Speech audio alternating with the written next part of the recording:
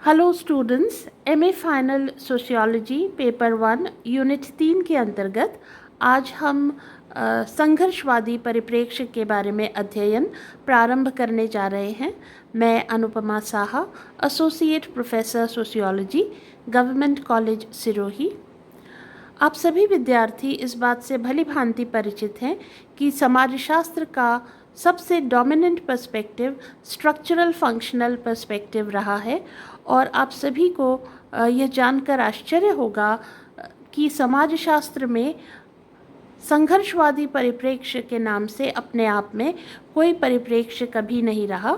हाँ, यह अवश्य सत्य है कि सामाजिक प्रघटनाओं के अलग अलग पक्षों की व्याख्या करने के लिए, विश्लेषण करने के लिए अलग अलग प्रकार के संघर्षात्मक सिद्धांत समय समय पर प्रस्तुत किए जाते रहे, किंतु समकालीन समाजशास्त्रीय विश्लेषण में यह महसूस किया जाने लगा कि एक एकीकृत संघर्षवादी परिप्रेक्ष्य की आवश्यकता है जो संरचनात्मक प्रकारवादी जो परिप्रेक्ष्य है उसको चुनौती दे सके, एक मजबूत चुनौती दे सके।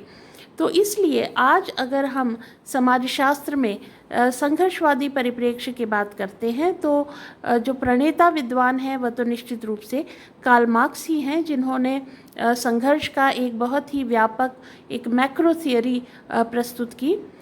उनके अलावा रेल्फ डेहरेनडॉर्फ का भी बहुत महत्वपूर्ण सिद्धांत संघर्षवादी परिप्रेक्ष्य के संदर्भ में है और रेल्फ डेहरेनडॉर्फ और कार्ल मार्क्स के अलावा भी बहुत सारे और समाजशास्त्री हैं जिन्होंने संघर्षात्मक परिप्रेक्ष्य को अपना योगदान दिया है। उनमें से प्रमुख सिद्धांतकार हैं सी राइट मिल्स, होरोविट्स, सिमेल और कोजर, और इनमें से अधिकांश जो विद्वान हैं उनका कंट्रीब्यूशन जो कॉन्फ्लिक्ट पर्सपेक्टिव को है वो आपके सिलेबस में आपको पढ़ना है। लेकिन आज का जो हमारा ये प्रेजेंटेशन है उसमें हम जो संघर्षवादी परिप्रेक्ष्य है उसकी जो मौलिक मान्यताएं हैं, जो बेसिक पोस्टुलेट्स हैं, उन पर एक नज़र डालने की कोशिश करेंगे। तो जैसा कि आप देख पा रहे हैं अपने स्क्रीन्स पर, बेसिक पोस्टुलेट्स, मौलिक मान्यताएं। Society is not a system in equilibrium, but a nebulous structure of imperfectly coordinated elements which are held together by the coercion of some elements and the subjection of others. तो आप देखेंगे कि अगर हम प्रकारवादी सिद्धांत के साथ तुलना करें तो हम यह पाएंगे कि जो पॉइंट ऑफ डिपार्चर है, जो शुरुआती स्थिति है, वहीं पर दोनों अलग अलग खड़े हैं।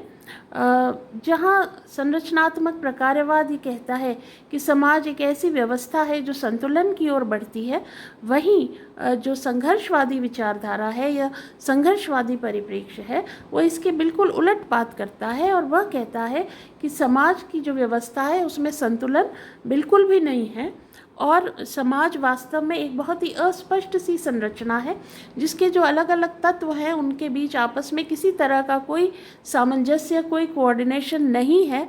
और अगर हमें उसमें कोई एकता या संगठन दिखाई भी देता है तो उसका कारण यह है कि इसके कुछ एलिमेंट्स जो हैं वो शक्तिशाली है, ताकतवर हैं और वे दबाव के द्वारा, कोएर्जन के द्वारा जो दूसरे एलिमेंट्स हैं, दूसरे तत्व हैं, उनको नियंत्रण में रखते हैं, उन्हें अपने कंट्रोल में रखते हैं।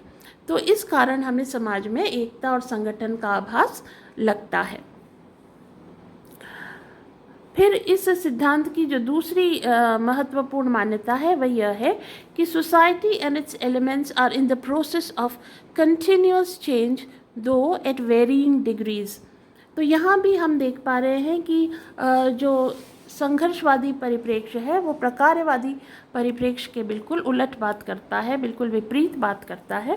प्रकारवाद जहाँ स्थायित्व पर बल देता है, संतुलन पर बल देता है, व्यवस्था, ऑर्डर पर बल देता है, वहीं जो संघर्षवादी परिप्रेक्ष्य है वह यह कहता है कि समाज में स्थिरता बिल्कुल नहीं है, समाज स्थिर व्यवस्था नहीं है बल्कि निरंतर परिवर्तनशील व्यवस्था है। सतत परिवर्तन ही जो है समाज का नियम है, यह समाज की विशेषता है।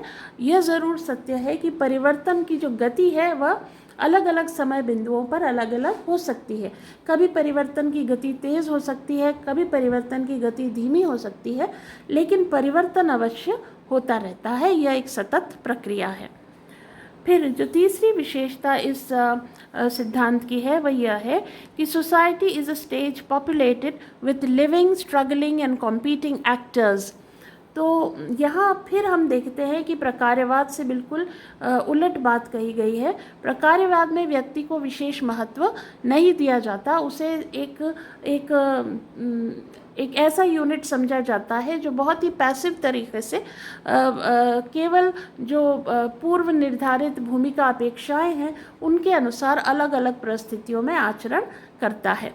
जबकि जो जो संघर्षवादी परिप्रेक्ष्य है वह व्यक्ति को महत्व देते हुए व्यक्ति को एक सक्रिय यूनिट, एक सक्रिय इकाई के रूप में देखता है, और वह ये कहता है कि समाज एक ऐसा मंच है जहाँ पर अलग अलग व्यक्ति या अलग अलग व्यक्तियों के समूह एक दूसरे के साथ निरंतर प्रतिस्पर्धा करते हैं, निरंतर संघर्ष करते हैं। और ये संघर्ष कभी वर्ग हितों को लेकर के होता है, कभी संसाधनों के असमान वितरण को लेकर के होता है, और कभी यह संघर्ष सत्ता को लेकर के हो सकता है। लेकिन सदस्य सदैव एक दूसरे के साथ स्ट्रगल की स्थिति में रहते हैं, संघर्ष की स्थिति में रहते हैं, कंपटीशन की स्थिति में रहते हैं, प्रतिस्पर्धा की स्थिति में रहते हैं। फिर संघर्षवादी जो परिप्रेक्ष्य है उसकी अगली मान्यता है कि social conflicts are inherent in the very nature of social structure. प्रकार्यवादी सिद्धांत यह कहता है कि समाज का आधार है सहयोग, समाज का आधार है सौहार्द, समाज का आधार है एकमतता। लेकिन जो संघर्षवादी विचारधारा है वह यह कहती है कि समाज का आधार सहयोग नहीं है, समाज का आधार संघर्ष है। समाज की जो अलग अलग इकाइयाँ हैं वे निरंतर एक दूसरे के साथ तनाव की स्थिति में रहती हैं, स्ट्रगल की स्थिति में रहती हैं। और ये जो संघर्ष और तनाव है समाज में वह सामाजिक संरचना के अंदर अंतर्निहित है, वह इनबिल्ट है। जो सोशल स्ट्रक्चर हमारा है, जो हमारी सामाजिक संरचना है, उसका आधार ही संघर्ष है। तो इस प्रकार से जो संघर्ष की बात है वह संघर्षवादी परिप्रेक्ष्य के केंद्र में है। अगली जो मान्यता है वह यह है कि the inherent predilections to change in society very in scope, nature, intensity and speed. They may be latent और मैनिफेस्ट, ग्रेजुअल और डिस्ट्रक्टिव। तो जो संघर्षवादी परिप्रेक्ष्य है वह यह मानता है कि समाज में परिवर्तन निरंतर होता रहता है, समाज की एक प्रवृत्ति है परिवर्तन की ओर, और यह जो परिवर्तन है वह उसका स्वरूप, उसका जो क्षेत्र है, उसकी जो प्रकृति है, उसकी जो तीव्रता है और उसकी जो गति है या दर है, वह निश्चित रूप से अलग अलग हो सकती है। अलग अलग समय बिंदुओं पर वो अलग अलग स्वरूप धारण ज़रूर करती है, लेकिन परिवर्तन जो है वह समाज का नियम है। दे मे बी लेटेंट और मैनिफेस्ट, ग्रेजुअल और डिस्ट्रक्टिव। तो परिवर्तन जो है कभी वह अप्रकट होता है, छुपा होता है, और कभी वह प्रकट और प्रत्यक्ष होता है। तो कभी तो परिवर्तन बहुत ही अप्रकट रूप में, छुपे हुए रूप में घटित होता है, और कभी वह बहुत स्पष्ट रूप से हमें प्रत्यक्ष रूप से होते हुए, घटित होते हुए दिखाई देता है। कभी यह ग्रेजुअल होता है, कभी यह डिस्ट्रक्टिव होता है। तो कभी कभी तो इतना धीमा होता है कि इसके होने का आभास ही हमें नहीं होता, और कभी यह इतना अधिक डिस्ट्रक्टिव होता है, इतना अधिक विखंडनकारी होता है कि यह बहुत ज़्यादा समाज को प्रभावित करता है, उसे एक तरह से खंडित ही कर डालता है।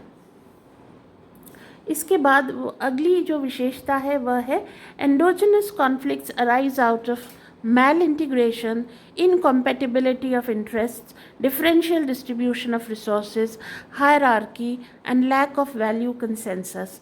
तो अब ये कारण बता रहे हैं कि क्यों समाज में संघर्ष होता है, किन कारणों से समाज के अंदर संघर्ष होता है। वे कहते हैं समाज में संघर्ष या तो इस कारण हो सकता है कि इकाइयों के बीच पूरी तरह से एकता का अभाव हो, किसी भी तरह की एकता ना हो। इस कारण भी हो सकता है कि विभिन्न इकाइयों के बीच जो इंटरेस्ट है उनका टकराव हो, हितों का टकराव हो। कई बार संसाधनों के असमान वितरण के कारण भी संघर्ष की स्थिति हो सकती है।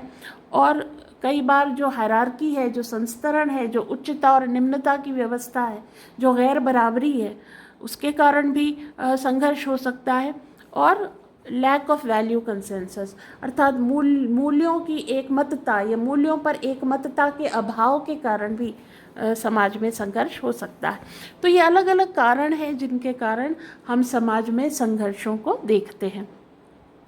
तो इस प्रकार हम अगर बहुत ही सामान्य शब्दों में कहें तो संघर्षवादी जो परिप्रेक्ष्य है वो यह मानता है कि समाज का आधार संघर्ष है, और यह संघर्ष जो है उसके कारण समाज में निरंतर परिवर्तन होते रहते हैं, समाज में निरंतर बदलाव होते रहते हैं, और यह संघर्ष ही समाज में जो परिवर्तन है उसका प्रमुख कारण होता है।